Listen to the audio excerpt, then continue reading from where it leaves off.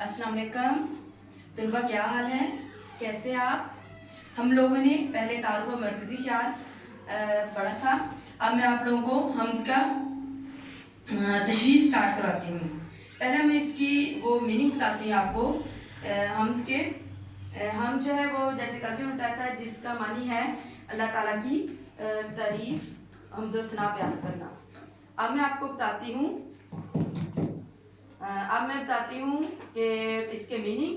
पहला है कुन हो जा, आलम दुनिया, कशाकश खेचातानी, हाहू शोर, जावदानी हमेशा रहने वाली, बागबानी दुनिया की निगहबानी, जलवा आरा ज़ाहिर होना, बारी पैदा करने वाला, और नबातात पौधे वगैरह, पौधे जो होते हैं उसमें, जमातात बेजान से जैसे पहाड़, शिदा आशिक।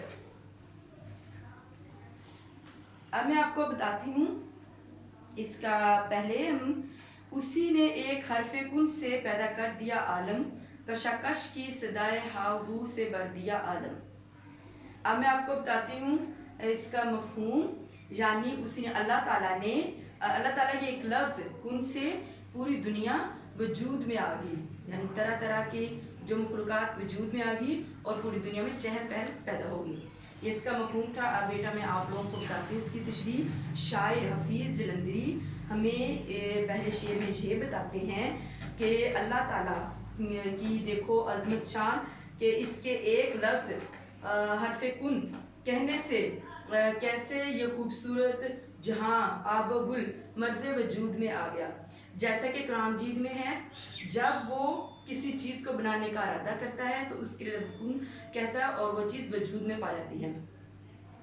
इसी तरह मज़ीद हफीज़ जलंधरी तकरीर बयान करते हुए कहते हैं कि अल्लाह ताला खालिक़े कायनात, अल्लाह ताला का ये एक कमाल, एक लफ्ज़ का कमाल देखिए कि इनके एक लफ्ज़ कहने से पूरी कायनात में पूरी कायनात रंगो बू से भर दी, ज़मीन व आसमां की गहमा गहमी का मरकज़ बना दिया। असल में शायर अल्लाह की अज़मत और बड़ाई को बयान कर रहा है। अल्लाह की ज़ात इस कायनात में सबसे बड़ी है और वो पूरी दुनिया इसके लफ्ज़ की मोहताज है। पूरी दुनिया इनके अल्लाह ताला के लफ्ज़ की मोहताज है। दुनिया की सारी चमक दमक और रौनक जो है वो अल्लाह ताला ही की वजह से। अब देखो यहाँ किसी शायर ने कहा है, ज़मीन को रौनके बख्शी तेरे ही नूर ने मौला, ज़मीन को रौनके बख्शी तेरे ही नूर ने मौला, फलक की गहमा गहमी भी है तेरे नूर के दम से। यानी अब मैं आप लोगों को दूसरा बताती हूँ, आप लोगों को दूसरा शेर बताती हूँ। इसमें है निज़ाम आसमानी है उसी की हुक्मरानी से, बहारे जावदानी है उसी की बागबानी से। निज़ाम आसमानी, इसका पहले मैं आपको मफहूम बताती हूँ कि इस कायनात में जो निज़ाम है या निज़ाम आसमानी, उस पर भी अल्लाह ताला की हुक्मरानी है और जो कि हमेशा रहने वाली है इसकी हुक्मरानी।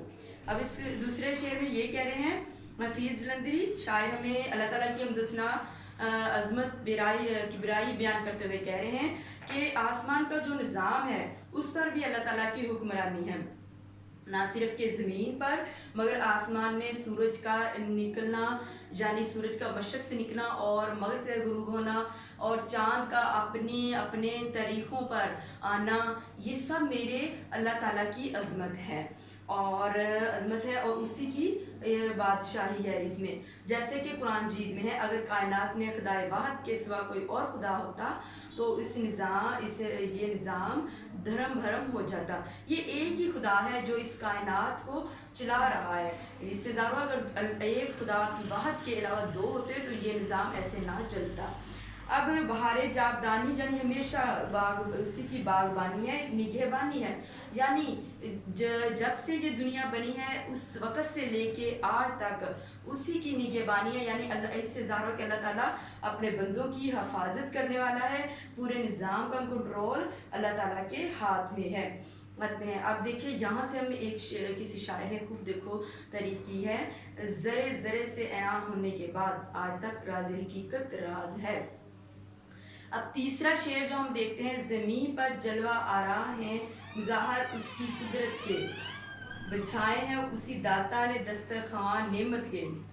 تیسرے دیکھو شعر میں جلوہ آرا یعنی ظاہر ہونا، یعنی زمین پر جو بھی چیز ظاہر ہوتی ہے وہ مظاہر اس کی، یعنی ہر چیز میں ہمیں اللہ تعالیٰ ہی نظر آتا ہے۔ اگر ہم کسی چیز کی جانچ پرکھ کرنے لگے تو ہمیں یہی نظر یہی ہمارے ذہن میں بات آتی ہے کہ اس کے بنانے والا کتنا عظیم ہوگا۔ تو اسی طرح بچھائے ہیں اسی داتا نے دسترخوان، یہ داتا ہے حقیقی عطا کرنے والا۔ دسترخوان سے مراد یہ دنیا میں ہمارے لیے اللہ تعالیٰ نے جو پھل یعنی کہ سبزیاں، پھل، اس کے علاوہ جانوروں سے ہم دودھ حاصل کرتے ہیں، گوشت حاصل کرتے ہیں، یہ دسترخوان اس میں شاعر یہ مراد لے رہا ہے۔ یہ ہمارے لیے بہت بڑی نعمت ہے کیونکہ بن مانگے اللہ تعالیٰ ہمیں عطا کر رہا ہے۔ چوتھے میں یہ سرد و گرم، خشک و تر، اجالا اور تاریکی نظر آتی ہے، سب میں شان اسی کی ذات باریکی۔ اس کا مفہوم یہ ہے کہ ہم جو بھی چیز دیکھیں دنیا میں، چاہے خشک ہو یعنی زمین ہو، تر سمندر ہو، یا جس چار موسم ہو، ہر جگہ ہمیں اللہ تعالیٰ ہی کی ذات نظر آتی ہے۔ حفیظ جلندری ہمیں چوتھے شعر میں یہ کہنا چاہتے ہیں کہ ہم چاہے دنیا کے کہیں بھی ہم جا کے دیکھ لیں، چاہے ہم چار موسموں کا ذکر کر لیں، یعنی وہ اپنے وقت پہ آتے ہیں، وقت پہ جاتے ہیں، اور خشک و تر یعنی زمین جو ہے، ٹیلے ہے، صحرا ہے، یہ سب اور تر سمندر، ندی نالے، اور اجالا روشن اور تاریکی اندھیرا، اس سے اجالا اور تاریکی مراد صبح و شام، یہ سب اس میں اللہ تعالیٰ کے مظاہر نظر آتے ہیں۔ سب میں ہمیں اللہ یعنی ذات باری تعالیٰ پیدا کرنے والے کی شان نظر آتی ہے۔ اب فائدہ میں تو وہی ہے کائنات دنیا اور اس کی مخلوقات کا خالق پیدا کرنے والا، اور نباتات، جمادات اور حیوانات کا خالق۔ پانچویں میں ہمیں شاعر یہ کہہ رہے ہیں کہ اللہ تعالیٰ ہی ہے پوری کائنات کا مخلوق کو پیدا کرنے والا، اور ہر چیز اسی کے قبضے میں ہے، چاہے زمین پر رینگنے والے جانور ہوں، چاہے سمندروں کے اندر مچھلیاں وغیرہ یا اور حشرات ہوں، یہ ساری چیزیں ہمیں نظر آ رہی ہیں۔ اور یہ ساری چیز اس کو تخلیق کرنے والے، پیدا کرنے والا کون ہے؟ وہی ذات ہے، وہی میرا رب ہے، وہ واحد ہے جس نے اس کائنات کو پیدا کیا، اور نباتات یعنی پودے وغیرہ پیدا کیے، اور جمادات پہاڑ بنائے، اور حیوانات اور ہر قسم کے جانور جو انسان کے فائدے کے لیے اللہ تعالیٰ نے تخلیق کر دیے ہیں۔ اس میں ہم لوگ یہ شعر آپ کو بتانا چاہتی ہوں، وہ غنی ہے اور محتاج زمانہ اس کا، وہ غنی ہے اور محتاج زمانہ اس کا، کبھی خالی نہیں ہوتا ہے خزانہ اس کا۔ اچھا بیٹا، آپ لوگوں نے ساتھ ساتھ میں جو میں آپ کو شعر کروا رہی ہوں وہ بھی آپ لوگوں نے یاد کرنے ہیں۔ اچھا آپ کو سمجھ آ رہی ہے نا؟ اب دیکھیں شعر نمبر 6 میں دیکھیں، وہی خالق ہے دل کا اور دل کے نیک ارادوں کا۔ نیک ارادے یعنی ہماری جو اچھی نیت ہے، وہاں تک اللہ تعالیٰ ہمیں جانتا ہے، وہی مالک ہمارا، ہمارے باپ دادوں کا، باپ دادے مراد ہمارے جو بزرگ ہیں ان کا بھی۔ اب اس کا مفہوم یہ ہے کہ اللہ تعالیٰ ہمارے دل کے نیک ارادوں کو بھی جانتا ہے اور ہمارے باپ دادوں کا خالق بھی ہے۔ اس میں حفیظ جلندری میں یہ کہنا چاہتے ہیں، اب ہم یہ نہ کہیں کہ اللہ تعالیٰ صرف ہمیں ظاہر دیکھ رہا ہے، مگر ہمارے اندر جو پوشیدہ چیزیں ہیں، اللہ تعالیٰ ظاہر باطن ہر چیز کو دیکھنے والا ہے، ہر چیز کی جان پرکھ کرنے والا ہے۔ ہم دنیا کے کہیں بھی جا کے چھپ کے کوئی کام نہیں کر سکتے، کیونکہ ہر جگہ اللہ تعالیٰ موجود ہے۔ یہ ایک مسلمان کا عقیدہ ہے، وہی مالک ہمارا اور ہمارے باپ دادوں کا، یعنی نہ صرف وہ ہمارا مالک ہے، ہمارے باپ دادوں کا، ہمارا اور ہمارے باپ دادوں کا، اور ہماری آنے والی نسلوں کا، اور ہمارے جو گزر چکے ہیں سب کا وہی مالک ہے۔ اب اس میں آپ دیکھیں ایک آیت ہے، آپ کو بتاؤں، جیسے قرآن مجید میں اللہ تعالیٰ نے ارشاد فرمایا، اللہ تعالیٰ دل کے رازوں سے خوب آگاہ ہے۔ اب دیکھو ہمارے دل میں اگر ہم کوئی سوچتے بھی ہیں وہ بھی اللہ تعالیٰ اس کو جانتا ہے۔ جیسے کہ اگر انسان، یہ ایک حدیث بھی ہے کہ اگر انسان کوئی نیکی کا ارادہ کرتا ہے، ابھی اس نے اس پہ عمل نہیں کیا تو وہ نیکی لکھ دی جاتی ہے۔ اگر انسان برائی کا ارادہ کرتا ہے اور اس نے عمل نہیں کیا، تب تک اللہ تعالیٰ اس میں وہ برائی نہیں لکھتا۔ دیکھو اللہ تعالیٰ کتنا مہربان ہے اپنے بندے پر۔ اب دیکھو لاسٹ والا، بشر کو فطرت اسلام پر پیدا کیا جس نے، وہ مصطفیٰ صلی اللہ علیہ وسلم کے نام پر شیدا کیا جس نے۔ لاسٹ والے میں حفیظ جلندری ہمیں یہ بتاتے ہیں بشر انسان کو فطرت اسلام پر پیدا کیا۔ اب یہاں سے یہ ثابت ہوتا ہے کہ اللہ تعالیٰ نے کسی انسان کو یہود نصارہ نہیں پیدا کیا، مگر بعد میں اس کے والدین اس کو مختلف فرقوں میں یہودی یا نصارہ بنا لیتے ہیں۔ اللہ تعالیٰ تو ہر انسان کو اسلامی فطرت پر یعنی مسلمان پیدا کرتا ہے۔ اور دیکھو لاسٹ میں بتاتا ہے کہ پھر اللہ تعالیٰ نے کتنا احسان کیا ہم پر کہ انسان کو پیدا کر کے محمد صلی اللہ علیہ وسلم پر شیدا کیا ہے، قربان کر دیا ہے، ہم آپ صلی اللہ علیہ وسلم کے عاشق ہو گئے ہیں۔ اس میں دیکھیں آپ لاسٹ میں شعر دیکھیں، کامل نہیں کسی کا بھی ایمان تیرے بغیر، کامل نہیں کسی کا بھی ایمان تیرے بغیر، ہے رحمت خدا بھی گریزا تیرے بغیر۔ اچھا اب یہ ہماری آج کی تشریح ہوگی ہے، اس کو اچھے سے یاد کرنا ہے۔ اب میں آپ لوگوں کی ایکسرسائز کروا دیتی ہوں ساتھ، یہ بھی شارٹ ہی ہے۔ اس میں پہلا سوال ہے، اللہ تعالیٰ نے یہ کائنات کون سائیکلس کہہ کر بنائی؟ اللہ تعالیٰ نے یہ کائنات لفظ کن کہہ کر بنائی۔ اللہ تعالیٰ نے انسان کو کن نعمتوں سے نوازا؟ چند ایک تحریر کریں۔ اللہ تعالیٰ نے انسان کو، اب دیکھو اس نظم میں سے بھی دیکھ سکتے ہیں کہ اللہ تعالیٰ نے ہمیں نباتات، جمادات، حیوانات، اس کے علاوہ عقل، علم، پانی وغیرہ جو ہمیں اپنے ارد گرد دیتے، ساری نعمتیں اللہ تعالیٰ نے ہمیں عطا کی ہیں۔ جو ہم مانگتے ہیں وہ بھی اللہ نے دیا، اور کچھ چیزیں ہم نے اللہ تعالیٰ نے بن مانگے دیا فرض، جیسے کہ دیکھیں اللہ تعالیٰ نے ہمیں مسلمان گھرانے میں پیدا کیا، یہ بھی اللہ تعالیٰ کے ہم پر بہت بڑا احسان اور انعام ہے۔ حمد میں خالق کی کن مخلوقات کا ذکر کیا ہے؟ حمد میں خالق کی کن مخلوقات کا ذکر کیا ہے؟ نباتات، جمادات اور حیوانات کا۔ انسان کو کس فطرت پر پیدا کیا گیا؟ اسلام کی فطرت پر۔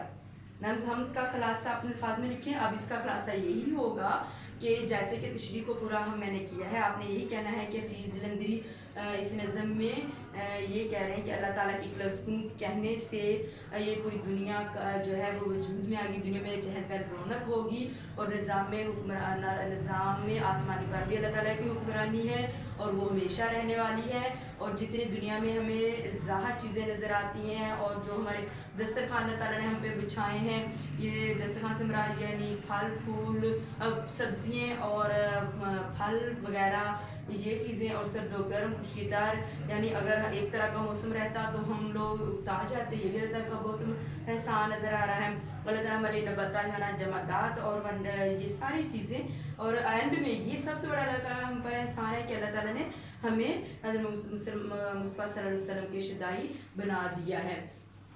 اب آگے دیکھیں اس کی خالی جگہ یا مصرع کو کمپلیٹ ہم نے کرنا ہے۔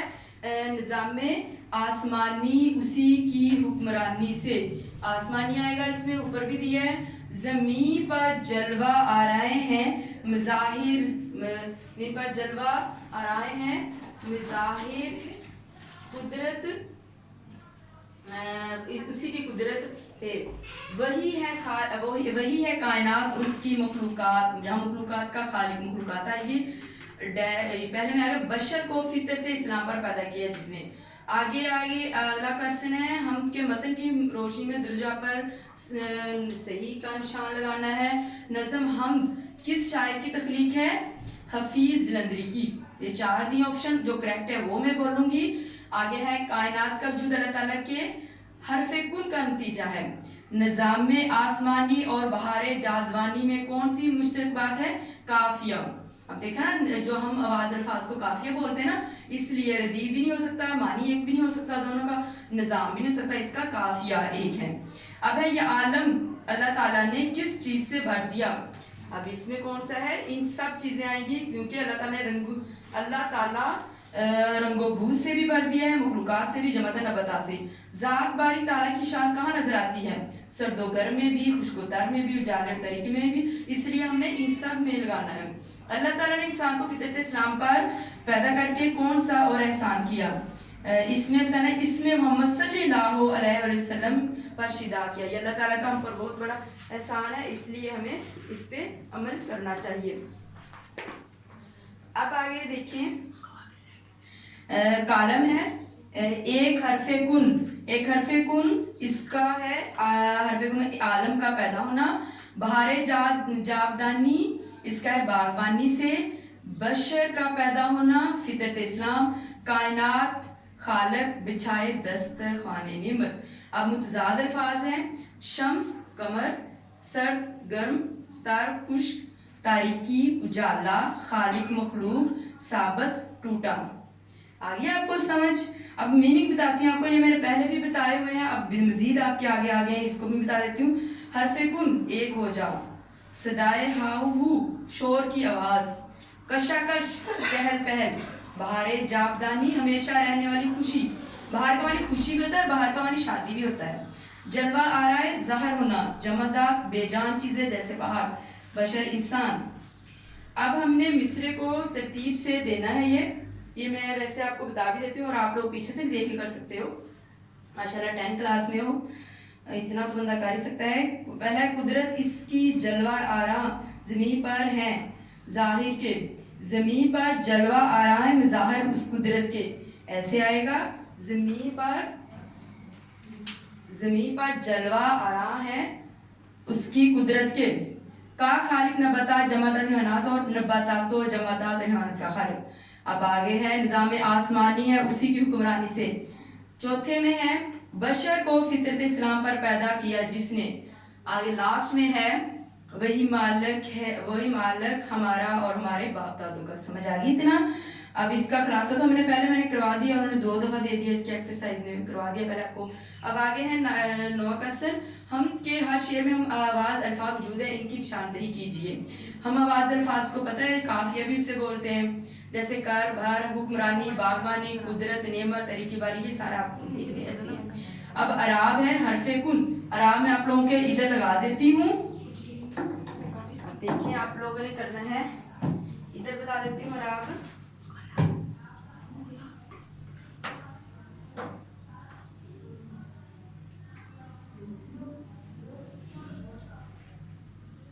حرف کن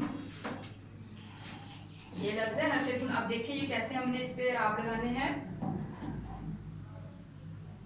اب دیکھیں آگے جمادات, آگے یہاں بھی زبر لگانی ہے ہم نے, دات. اب نیکسٹ ہے نباتات.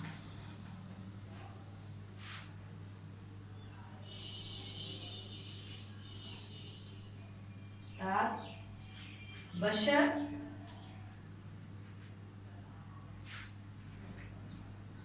لاسٹ ہے نعمت.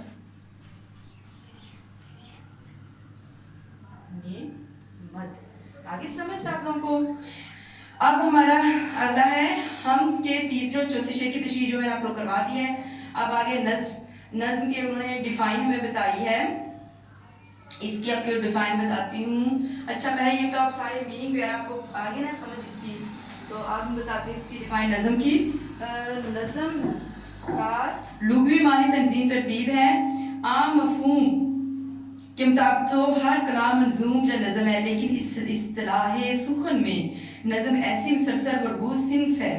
اصطلاح سخن یعنی گفتگو کرنے کی اقسام میں نظم مسلسل مربوط کہتے ہیں جڑی ہوئی چیز. یعنی نظم میں جو بات پہلے شعر میں ہو رہی ہوتی ہے وہی لاسٹ تک بات ہو رہی ہے, جبکہ غزل کے ہر شعر میں الہی واقعہ پیش کیا جاتا ہے جس کا ایک مرکزی خیال ہوتا ہے. شاعر اسی مرکزی خیال کو ذہن میں رکھ کر داخلی اور خارجی تاثرات کا نمبر کرتا ہے. سمجھ آ گئی. اب آگے غزل ہے. غزل عربی زبان کا لفظ ہے, لیکن اسے صنف سخن کو ایرانیوں نے رائج کیا. غزل کے لغوی معنی عورتوں سے یا عورتوں کے بارے میں باتیں کرنا ہے. ہرن جب خوف زدہ ہو کر دردناک چیخ مارتا تو اسے بھی غزل کہا جاتا ہے. اچھا اس کے علاوہ اس میں حسن و عشق کی باتیں بھی کی جاتی ہیں. اس میں مجازی عاشق اور حقیقی عاشق وہ ہوتا ہے جس اللہ تعالیٰ سے عشق کرنا, مجازی دنیا کی کسی بھی چیز سے عشق ہو جائے, اس کا یہی ہے. اور غزل کے ہر شعر میں ایک عقائد یعنی ہر شعر میں الہی ایک واقعہ ہوتا ہے, اور اس میں ردیف ہم کافی اور ردیف ہوتے ہیں. یہ ہمیں ان کی ڈیفائن بتائی ہے. چلو ٹھیک ہے تو عزیز طلباء, ہمارا آج کا چیپٹر کمپلیٹ ہو گیا ہے. اس کو اپنے اچھے سے تیار کرنا اور گھر میں اپنی تیاری کر کے اپنے کسی بڑے کو جا تک کے سنانا ہے. اللہ حافظ.